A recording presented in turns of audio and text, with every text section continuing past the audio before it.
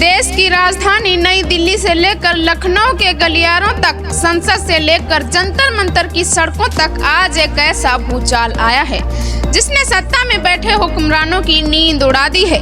NEET जैसी बड़ी परीक्षा में पेपर लीक कराकर देश के लाखों युवाओं के भविष्य को खतरे में धकेल दिया गया है। सड़कों पर छात्र रो रहे हैं, लाठियां खा रहे हैं, अनिश्चितकालीन आंदोलन चल रहा है, लेकिन हुक्मरान खामोश हैं। और बात सिर्फ नीट परीक्षा की नहीं है। अयोध्या के श्री राम मंदिर में चढ़ावे की चोरी और गमन का मुद्दा हो या फिर अलग अलग राज्यों की परीक्षाओं में पर्चा लीक का खेल, देश में भ्रष्टाचार किस कदर दीमक की तरह जड़ें जमा चुका है, उसकी एक एक परत अब उधरने वाली है। बहुजन समाज पार्टी की राष्ट्रीय अध्यक्ष बहन मायावती जी ने इस पूरे मामले पर सीधा और करारा प्रहार किया है। लेकिन रुकिए, सवाल सिर्फ सरकार या किसी एक पार्टी का नहीं है। सवाल इस देश की संवैधानिक नैतिकता का है। क्या संविधान निर्माता बाबा साहब डॉक्टर भीमराव अंबेडकर के सपनों का भारत यही था? क्या गुड गवर्नेंस का यही मतलब होता है? इस वीडियो के अंत तक बने रहिएगा, क्योंकि आगे मैं जो आपको बताने जा रही हूँ उसे सुनकर आपके होश उड़ जाएंगे।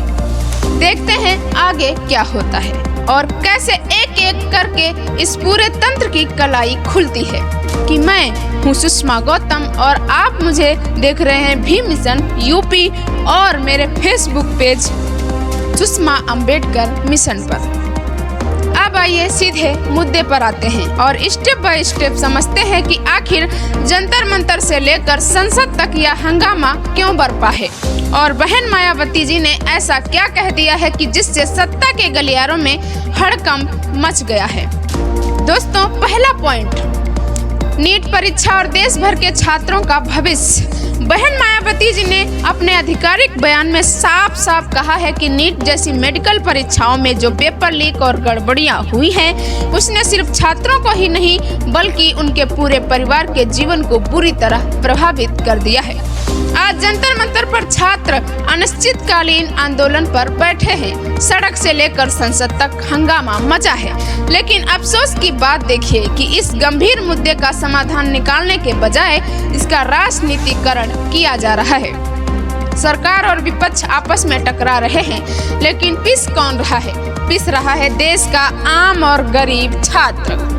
जी हाँ दोस्तों, मायावती जी ने साफ चेतावनी दी है कि इस विकट स्थिति से देश को तुरंत बाहर निकालना जरूरी है, क्योंकि इसका असर सिर्फ दिल्ली तक सीमित नहीं है बल्कि देश के हर राज्य के आम जनजीवन पर भी पड़ रहा है।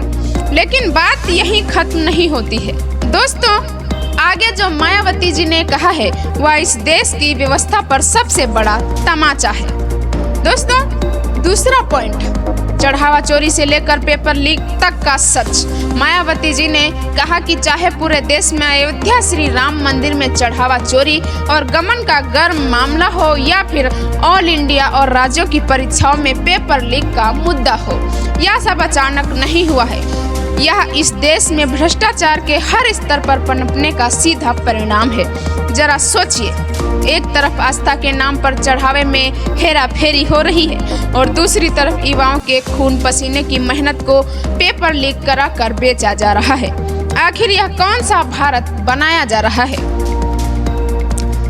खैर छोड़िए नेताओं के दावों को, असलियत तो यह है कि जब नीयत ही साफ ना हो तो नीतियां कैसे साफ होंगी। तीसरा पॉइंट, संवैधानिक नैतिकता और बाबा साहब का संदेश। मायावती जी ने अपने बयान में बहुत बड़ी बात कही है। उन्होंने कहा है कि यह पूरा मामला संवैधानिक नैतिकता यानी कॉन्स्टिट्यूशनल मोरालिटी से जुड़ा है और जब देश में संवैधानिक नैतिकता खत्म हो जाती है तो भ्रष्टाचार देश को दीमक की तरह खाने लगता है। बाबा साहब डॉक्टर भीमराव अंबेडकर ने जब देश का संविधान बनाया था तब उन्होंने गुड गवर्नेंस यानी सुशासन के लिए संवैधानिक नैतिकता पर सबसे ज्यादा जोर दिया था। बाबा साहब ने कहा था कि संविधान कितना भी अच्छा क्यों ना हो, अगर उसे चलाने वालों की नीयत खराब होगी तो वह अंत में बेकार साबित होगा। आज वही हो रहा है। सत्ता में बैठे लोग संविधान की शपथ तो लेते हैं, लेकिन बाबा साहब के सिद्धांतों को ठंडे बस्ते में डाल देते हैं। अब आप सोच होंगे कि आगे क्या होगा। क्या सरकार जागेगी? क्या कोर्ट कोई बड़ा फैसला सुनाएगा? वीडियो के अंत तक बने रहिएगा, क्योंकि अब मैं आपको बताने जा रही हूँ कि मायावती जी ने इसका समाधान क्या बताया है और उनका असली मकसद क्या है। चौथा पॉइंट, सरकार और सुप्रीम कोर्ट की जिम्मेदारी। मायावती जी ने स्पष्ट कहा है कि देश और जनहित से जुड़े इस विकट हालात के शांतिपूर्ण और सौहार्दपूर्ण समाधान के लिए सरकार और माननीय सुप्रीम कोर्ट जैसी संवैधानिक संस्थाओं को तुरंत आगे आना चाहिए और अपनी भूमिका निभानी चाहिए। जब तक देश की सबसे बड़ी अदालत और सरकार मिलकर इस पर कड़ा एक्शन नहीं लेंगे, तब तक पर्चा माफिया और भ्रष्टाचारी बेखौफ घूमते रहेंगे। पांचवा पॉइंट, राजनीति और आंदोलन का सच। इसके साथ ही मायावती जी ने उन राजनीतिक पार्टियों को भी बेनकाब किया है जो इस आंदोलन की आड़ में अपना उल्लू सीधा कर रही हैं। मायावती जी ने कहा कि छात्रों के इस आंदोलन का अपने संकीर्ण स्वार्थ में राजनीतिकरण करके सड़क से लेकर संसद तक टकराव और हिंसा पैदा करना घोर अनुचित है।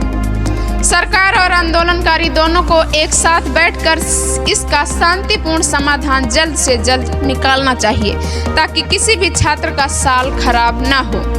दर्शकों, अब बात करते हैं उस सबसे बड़े मकसद की जिसके लिए यह पूरी वीडियो बनाई गई है। मायावती जी का और हमारा मकसद बिल्कुल साफ है। इस देश के करोड़ों बहुजनों, पिछड़ों, शोषितों और युवाओं को उनका हक मिलना चाहिए।